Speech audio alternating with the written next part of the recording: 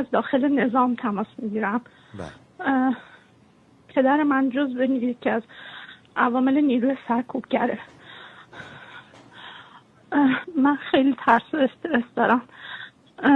میتونم بگم هم سطح جنایتکار رادان هست پدر من. من فقط میخوام یه چیزی رو بگم جان. به مردم ایران، به این سرکوبگرا حواستون باشه.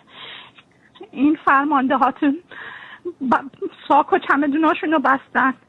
برای من که دخترش هستم، برای مادرم، برای تمام اعضای خانوادمون پاسپورت های جعلی درست کردن با اسم مشخصات جعلی که ما رو فراری بدن به خارج. پدر من چمدون دلار تو خونه قایم کرده. مدام با تلفنش منو بگیم بیام دادگاه لاهه. من یه آدم زندم، شاهدم که چه جنایتایی فقط پدر خود من کرده. فاطمه جان، الان دستور میده بکشین. من کجا بیام؟ من عکس دارم، فیلم دارم، مدارک دارم.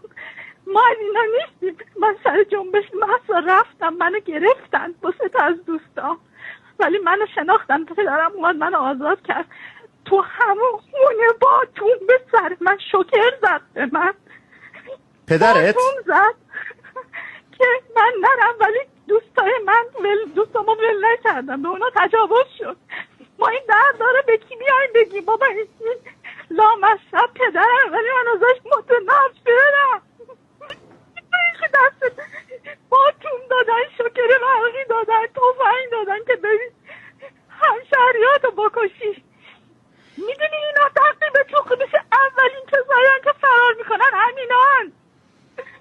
از خونه شروع کردن تجاوز کردن به بچه هاشون. میفهمید؟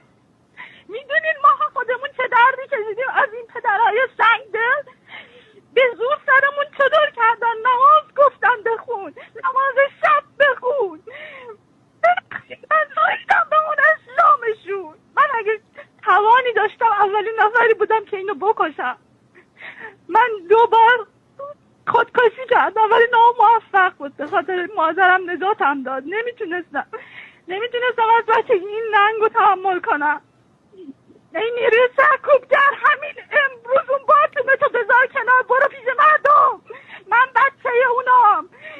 من با اون نون حروم اون بزرگ شدم. شرم بر من. تو گناهی نداری دخترم، تو خودت قربانی.